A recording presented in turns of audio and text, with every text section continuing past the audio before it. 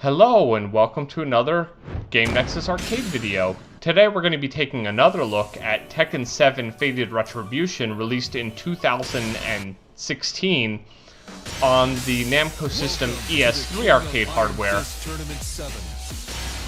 Now in the last video I played as Goku, but in this video I figured I would play as Kazumi because I never really had tried her too much before, but I figured, you never know, maybe she'd be fun to play as. And I can honestly tell you, most of the time when it comes to these fighting games, playing as the boss characters is always fun because they have a lot of like crazy moves, and at least I always end up enjoying playing as these characters. And if you hadn't seen my previous video, this game was released in 2016 on the Namco System ES3 arcade hardware, which is actually what we're playing it on today. And this computer, well, this arcade system, which is basically a computer, runs an Intel i5 3550 running at 3 gigahertz, 8 gigabytes of memory, and a GeForce 760. So it's a pretty good spec computer that ends up giving you some pretty nice visuals.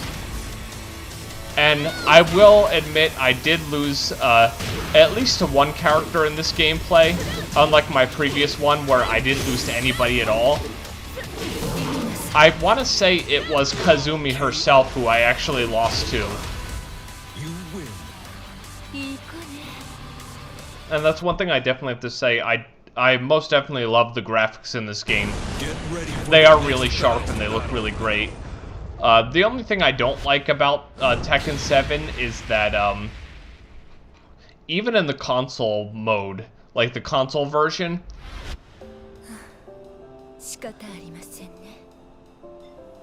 if you go into arcade mode, you only get 5 rounds, which is 3 regular rounds, then Heihachi, then either Kazumi or Goki. Goki is kind of like your bonus bout if you do really, really, really well. And now to go over this really quickly, as there's not really much to say here, but the original version of Tekken 7 came out in March 18th of 2015, followed by the Fated Retribution version that you're seeing right now, was released on July 5th of 2016. And then the newest version of this game, which I hear soon will be replaced with another version, is Fated Retribution Round 2, released on February 13th of 2019. The console version for PlayStation 4, Windows, and Xbox One got released on June 2nd of 2017, with all kinds of updates, with new DLC and everything that came along with its I want to say 3 or 4 season passes now. I think right now on the console version they're on season 4. And I was glad that in this gameplay at least it showed a couple of different characters that weren't in the first one.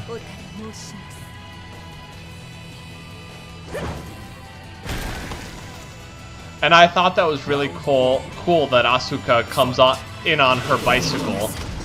I remember seeing that in the, the menus of the game, but I don't know if I actually had seen that happen in gameplay before.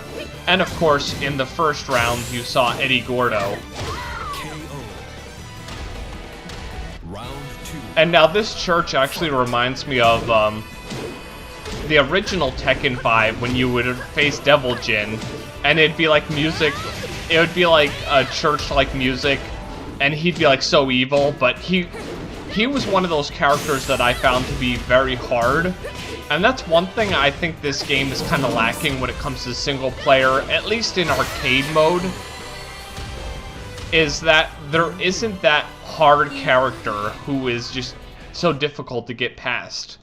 And the funny part is in Tekken 5, I would have sometimes where Devil Jin was actually harder than Jinpachi Mishima, the final boss. Whereas honestly here,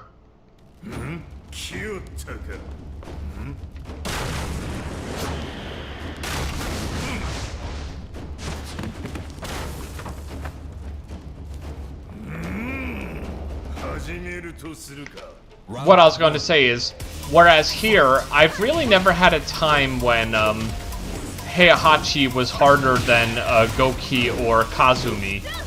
He's always your, like, 4th round sub-boss. He can be difficult sometimes, but he's not the worst character to defeat. Although I think when I first actually played this on the PlayStation 4, since I had that version before this, I did have a bit of difficulty with facing this character.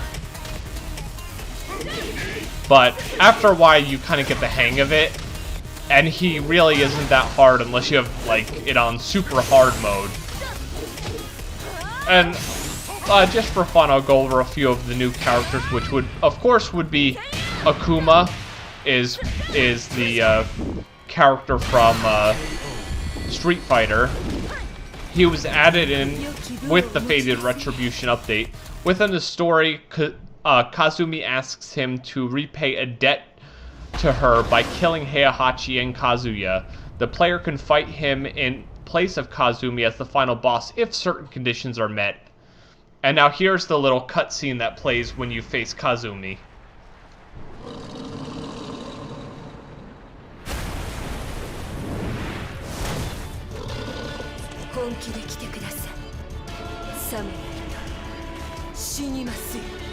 Okay, and then there was Claudio Serafino, a white-clad man from Italy who is a member of an anti-devil organization combating Devil Gene's threat, empowered with serious magic.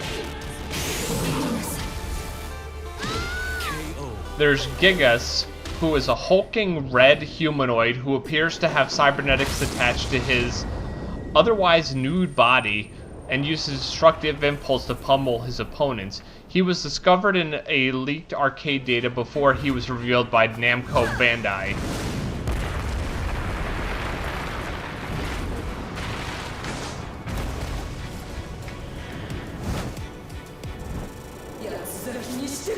Okay, and then of course there's Jack 7, who is the next Jack robot. Then of course we have Josie Raval, a young Filipina woman who wears a yellow tank top and a blue miniskirt and a red bow. She practices eskrima and kickboxing. Like Gigas, she was first discovered with that whole arcade data leak. Then we have Katrina Aveles, a sassy woman who practices the art of savate. She was designed to be a beginner-friendly character. Then, of course, we have Kazumi / Devil Kazumi, who is